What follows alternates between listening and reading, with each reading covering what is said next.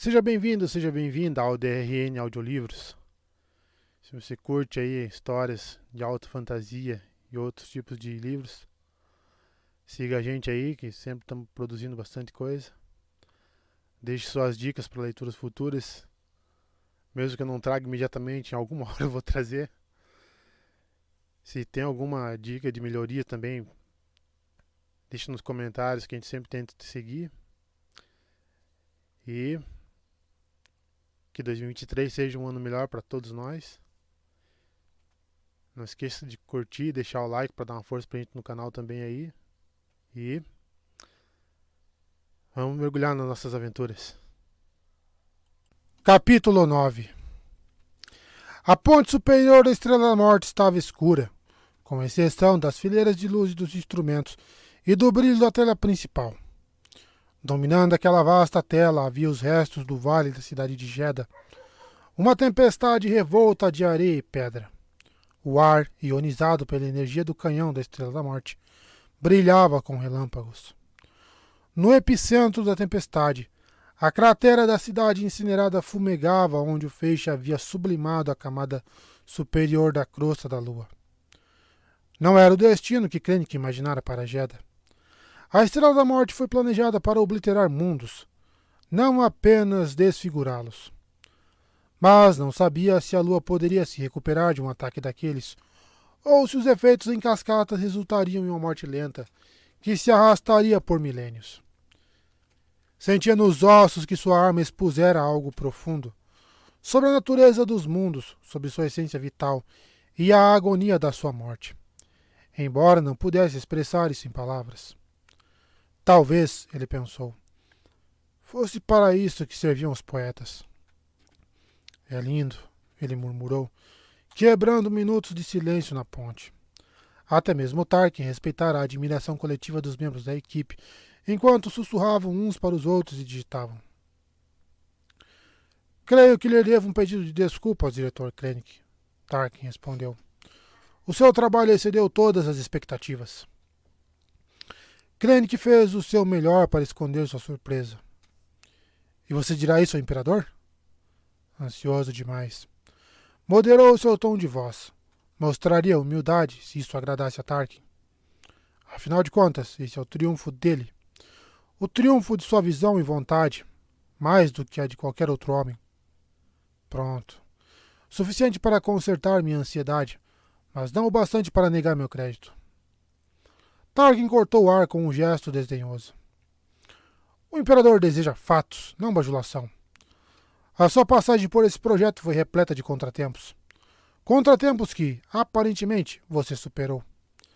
Direi a ele que a paciência com as suas desventuras foi recompensada com a arma que trará o fim da rebelião. É muita gentileza, governador. Bastardo condescendente. Mas você também expressa a minha esperança. Já vimos que a Estrela da Morte pode destruir uma cidade ou uma base rebelde, independente de escudos planetários ou redes de defesa. E o que testemunhou hoje é apenas uma fração do potencial destrutivo. O mesmo gesto de antes, uma exigência por silêncio. Sorrindo acidamente, penitentemente, Krennic o obedeceu. Direi a ele, Tarkin retrucou, que tomarei controle da arma que eu primeiro mencionei anos atrás, imediatamente. Tomarei controle? Krennic fechou os olhos e olhou ao redor da ponte superior, enquanto segurava a sua primeira e mais feroz resposta. Os oficiais não acompanhavam o confronto. Permaneciam ocupados em suas estações, checando a condição do canhão principal da Estrela da Morte e realizando varreduras no sistema atrás de sobreviventes. Isso foi um pequeno conforto. Krennic chegou o mais próximo que ousava de Wilhuf Tarkin e disse em tom ríspido. Krennic chegou o mais próximo que ousava de Wilhuf Tarkin e disse em tom ríspido. Estamos no meio da minha conquista, não da sua. Forçou a voz até um sussurro. Minha equipe é leal a mim, e a minha equipe é a única capaz de operar esta estação. Ele sabia que não era sábio ameaçar Tarkin abertamente. Podia repreender um subordinado sem repercussões, Mas não o Grão-Moff. E não havia um cenário iminente no qual Krennic poderia remover ou substituir Tarkin. Teria de aguentar a existência do homem por mais algum tempo. Mas Krennic não era alguém que sorria humildemente para sempre. Tarkin deu de ombros, como se não tivesse ouvido a ameaça, como se tivesse certeza de que a lealdade dos oficiais era maleável demais para se tornar um problema. Pôde até estar certo. Temo que essas falhas de segurança desnudaram a sua inadequação como diretor militar. O seu lugar, eu diria, é entre os engenheiros. Há muitas iniciativas que poderiam se beneficiar de suas habilidades organizacionais. As falhas de segurança foram emendadas, Krennic rebateu. Jedha foi silenciada. Também havia uma falha naquele argumento, Krennic sabia.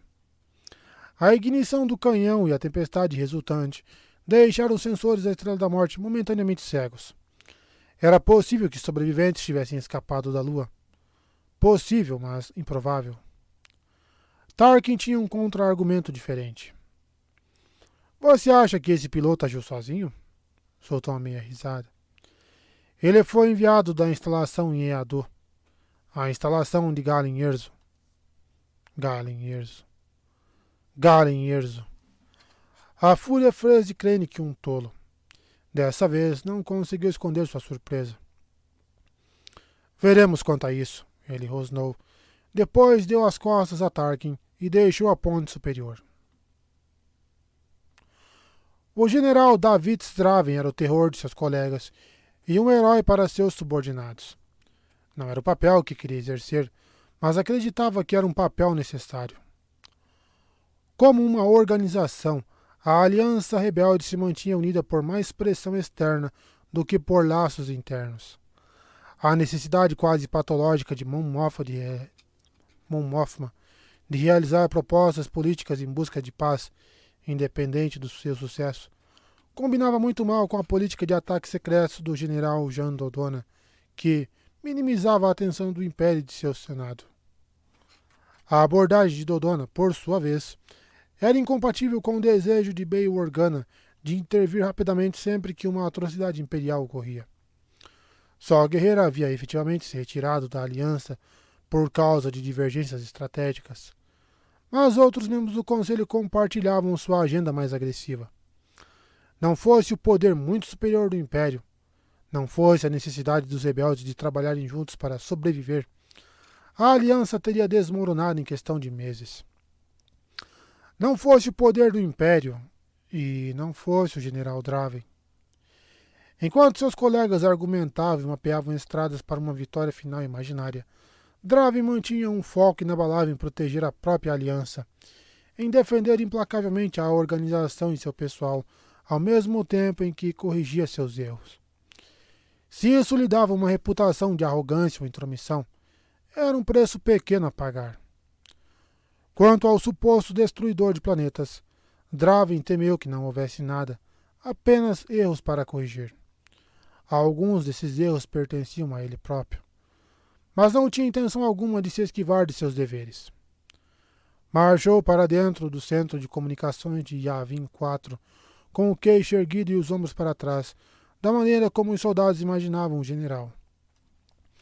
Esperava que os rebeldes em serviço perdoassem o suor em sua testa, causado pelo calor da floresta. O que temos? Ele perguntou com contundência. O cabo Wins levantou-se imediatamente. Uma mensagem codificada do Capitão Andor, senhor. Isso foi rápido.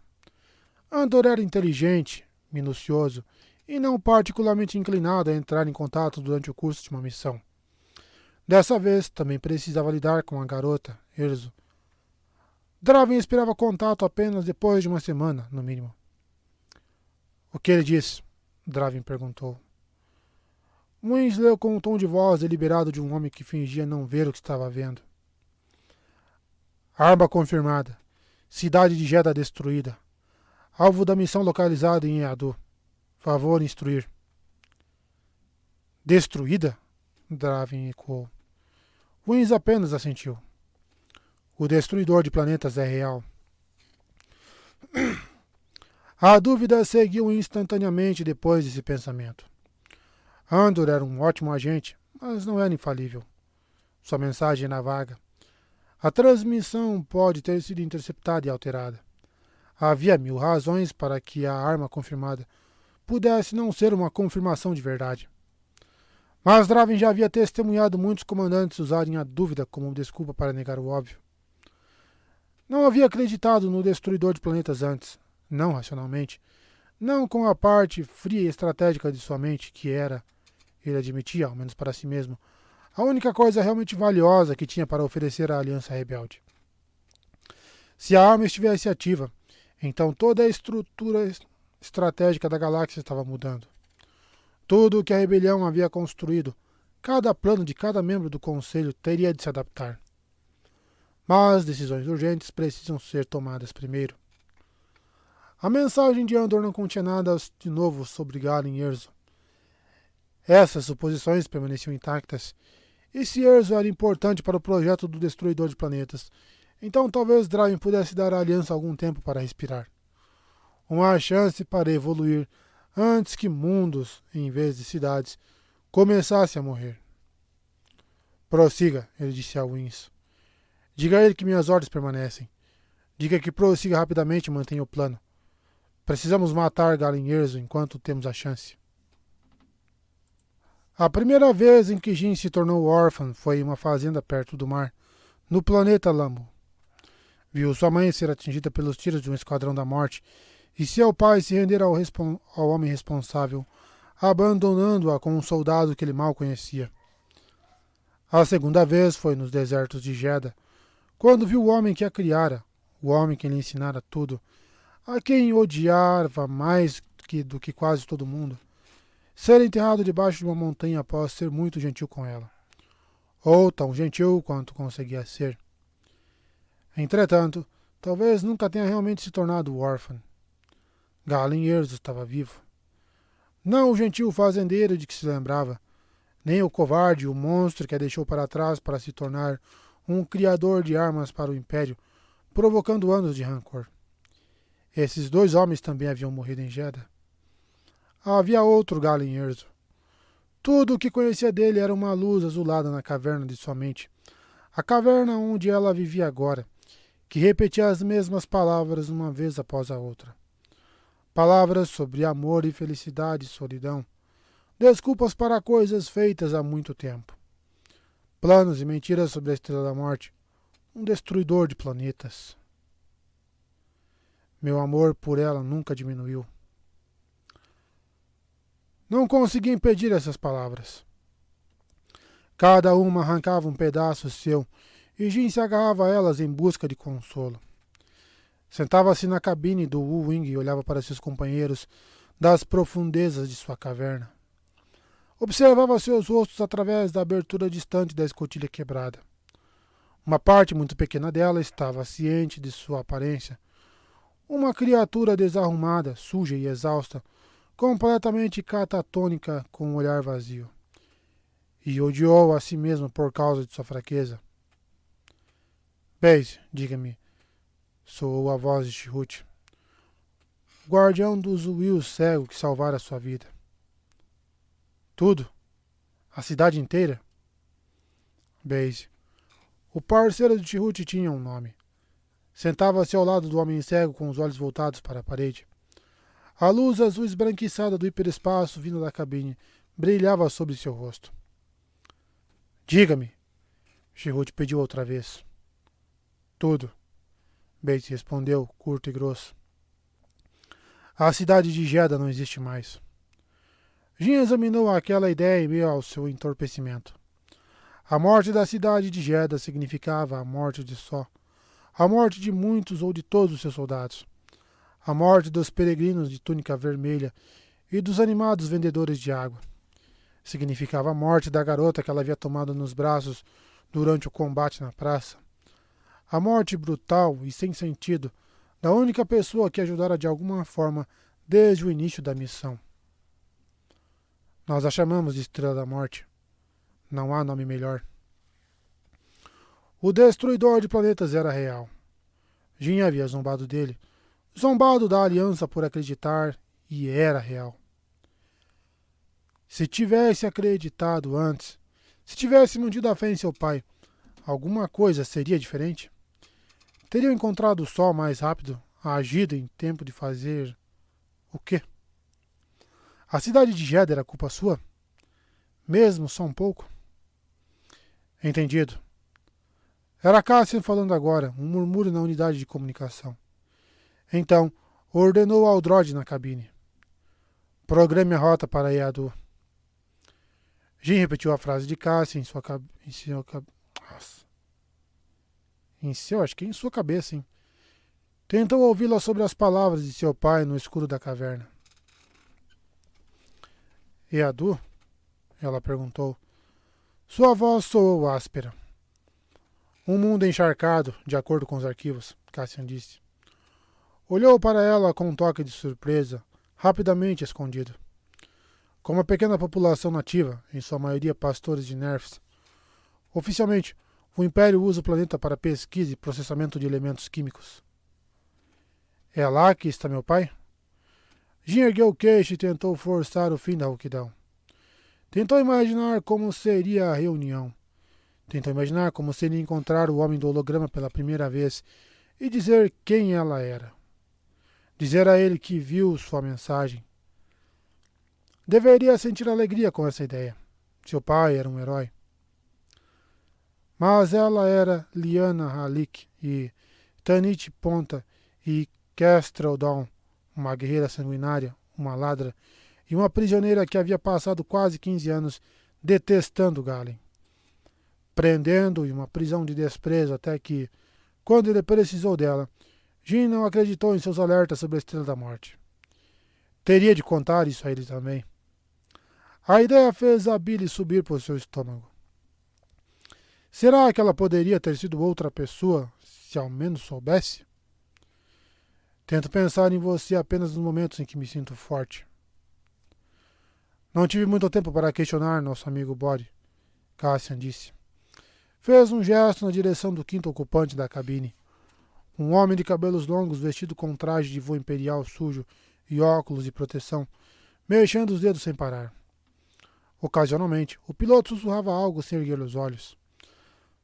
Mas ele disse que a mensagem veio de Eadu. Isso quer dizer que o seu pai está lá? Acho que sim. Jin assentiu de maneira distante. Os sussurros de Bode se tornaram mais altos, uma série de sons indecifráveis. Então ele inclinou-se para a frente no assento, olhando atentamente para Jin. Você é a filha de Galen? Ele perguntou. Parecia não dormir havia dias. Como se esperasse que tudo ao redor, beijo, os assentos e as paredes, fosse agarrar seu pescoço se ousasse piscar. Parecia quase tão patético quanto ela. Você o conhece? Ela perguntou. O que ele achava do estranho em seu holograma? Sim. Ela tinha centenas de perguntas, mas não queria resposta para nenhuma delas. Ele contou alguma coisa para você? Ele disse... Bode baixou a cabeça.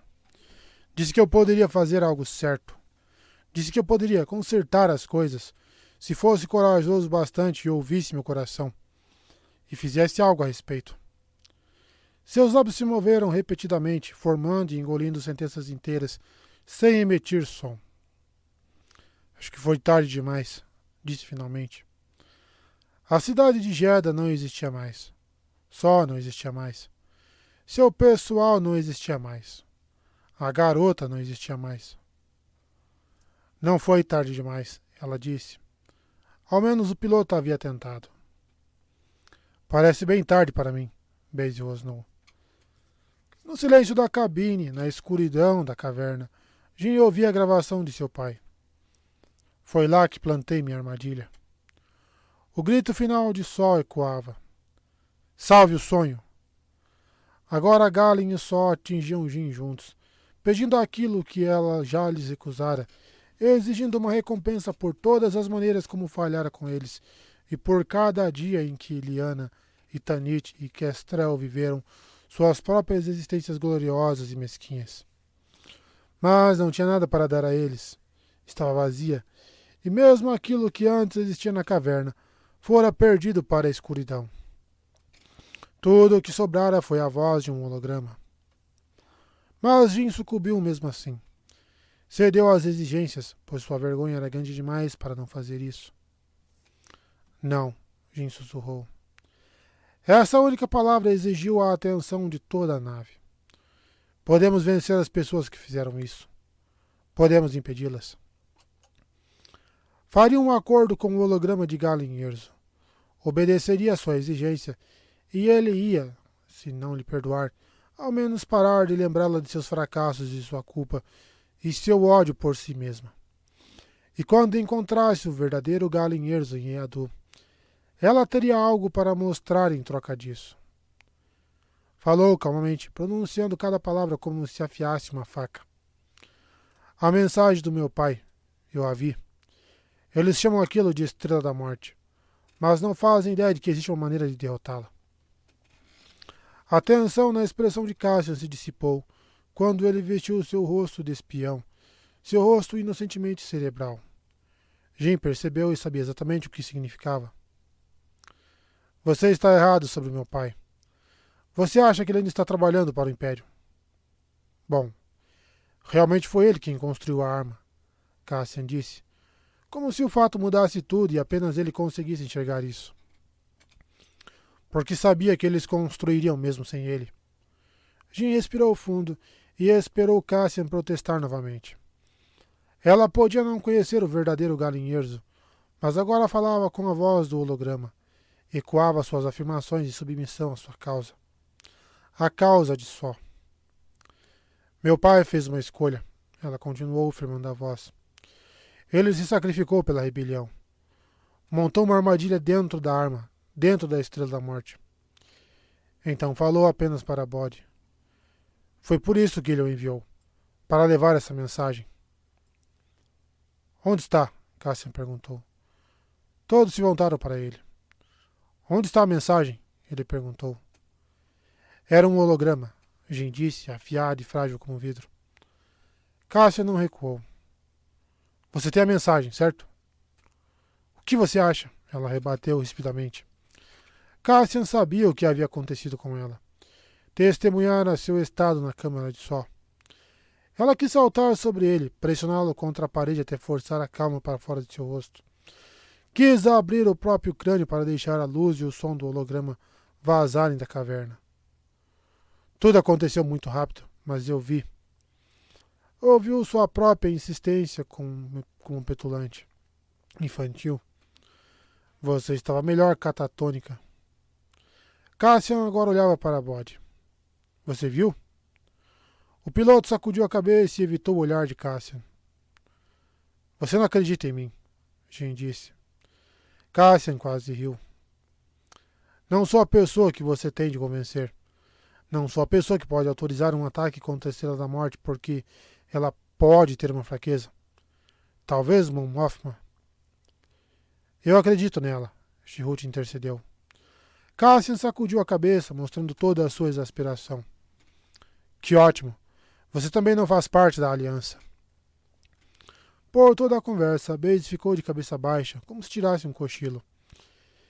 Então ele se endireitou e perguntou especificamente para Jin. Que tipo de armadilha? Você disse que seu pai fez uma armadilha. O reator. Sobre isso, Jin tinha certeza absoluta. Ele acrescentou uma falha ali. E veio escondendo isso há anos. Disse que, se você conseguir explodir o reator, o módulo, todo o sistema desaba. Fixou o olhar sobre Cassian. Você precisa avisar a aliança, ela disse. Já fiz isso. Jin disse as palavras que o holograma queria que dissesse, reforçando a voz com sua própria urgência. Então eles precisam saber que existe uma maneira de destruir aquela coisa. Meu pai disse que podemos encontrar a falha nos planos estruturais. Não temos esses planos. Cassian respondeu firme, mas gentil, condescendente. Ele disse que podemos encontrar os planos, ela insistiu, que estão em um banco de dados no planeta Skerif. Diga para a aliança, eles precisam ir para Skerif e roubar os planos. Cassian ficou em silêncio por tempo suficiente para Jin achar que tinha uma chance. Não posso arriscar enviar isso. Ele finalmente respondeu. Mesmo que tudo o que você diz seja verdade, estamos no coração do território imperial. Se a mensagem for interceptada, toda a frota da Aliança poderia ser atraída para uma armadilha. Até onde Jin sabia, talvez ele estivesse mentindo, evitando continuar a discussão citando uma ameaça que ela não podia contestar. Na escuridão da caverna, Jin ouviu mais uma vez a gravação de seu pai. Se estiver viva, se você conseguir encontrá-la. Você ainda quer ir para Yadu? Ela perguntou. Sim, Cassian disse. Então não haveria redenção. Não haveria como melhorar suas escolhas ou esconder seus pecados. Então, afinal de contas, encontraria o Galen Erso que nunca conhecera e diria a ele exatamente quem ela era e exatamente o que a Estrela da Morte havia feito. O único bálsamo seria aquilo que ele fizesse depois. Aquilo que os dois fizessem. Fosse qual fosse o acordo ao qual chegassem. Teria de ser o suficiente para mantê-la sã no escuro. Não tinha nada para guiá-la, apenas o holograma azulado. O resto já não existia.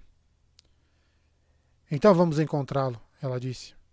Meu pai, e o traremos de volta, e ele poderá falar pessoalmente com toda a aliança. Falou com uma convicção que não sentia. Cassian concordou, mas vestiu seu rosto de espião e Jin não conseguia decifrar sua expressão. Orson Krennic cruzava os corredores da Estrela da Morte como sempre fazia. Ouvia o ronco abafado do reator principal, como as ondas de um oceano distante. Sentia os gentis tremores no convés enquanto a estação passava por sua reconfiguração para o transporte no hiperespaço. Podia até visualizar as trajetórias dos interruptores através das paredes, imaginando seus pontos finais em vastas cavernas artificiais. Andava, mas não conseguia se concentrar. Tarkin estava tomando o controle de sua obra-prima. Talvez fosse melhor. Talvez Krennic tivesse passado tempo demais em um único lugar, um único projeto. Deixe Tarkin ficar com a Estrela da Morte. Deixe Tarkin ficar com a Estrela da Morte. Logo descobriria que era responsabilidade demais e não conseguiria entender o sutil potencial da estação de batalha. Enquanto isso, livre daquele monstro gigantesco, Krennic teria a flexibilidade que lhe faltava formalmente. Uma centena de pequenas vitórias ao curso de um ano podia ser preferível a um único grande trabalho durante décadas. Logo teria sua audiência com o Imperador. Mas esse cenário esperançoso só era possível porque Tarkin puxara seu tapete em Jedha. E Tarkin fizera isso graças à traição de Galen Erso. Era inaceitável o Grão-Moff ficar sabendo da traição de Erso antes de Krennic. Krennic já descobrira como seu pessoal infiltrado na organização de Tarkin fora mantido no escuro. Vazamentos e mentiras eram a natureza do jogo. Mas como ele pessoalmente não vira a traição de Galen, com todos os seus defeitos, ele nunca foi um trapaceiro. E nunca deixou de se orgulhar de seu próprio gênio. Ele sabotou seu trabalho. O trabalho deles, tudo o que construíram juntos na última década. E conseguiu esconder seus motivos de Krennic, a quem conhecia tão bem. Como era possível? Será que havia calculado mal? Será que outro cientista no laboratório de Yadu poderia ser o responsável? Será que me tornei cego? Mas não. Apesar de Galen ter escapado de seu escrutínio, Krennic não deixou de perceber a cobiça de Tarkin. Apenas falhou em antecipar sua manifestação precisa, graças à interferência de Galen. Portanto, Galen era a prioridade e Krennic precisava cuidar disso rapidamente. Por mais que odiasse deixar a Estrela da Morte agora, não podia permitir que seus problemas se acumulassem. Ia eliminá-los em sequência, deixando Tarkin por último. Já havia encontrado armas que poderia usar contra Tarkin. Faltava apenas uma oportunidade. Embarcou em seu transporte, acompanhado por seus troopers da morte, pouco após a meia-noite no horário da estação. Acomodou-se em seu assento com uma taça de vinho e um datapad, depois de deixarem a baía de atracagem. A rota programada para Eadu, senhor, o piloto pronunciou. Krennic mal ouviu. Galen Erso. Galen Erso, a quem dera todas as chances. Galen Erso, por quem quase morrera naquela patética fazenda. Achei que já tínhamos deixado isso para trás.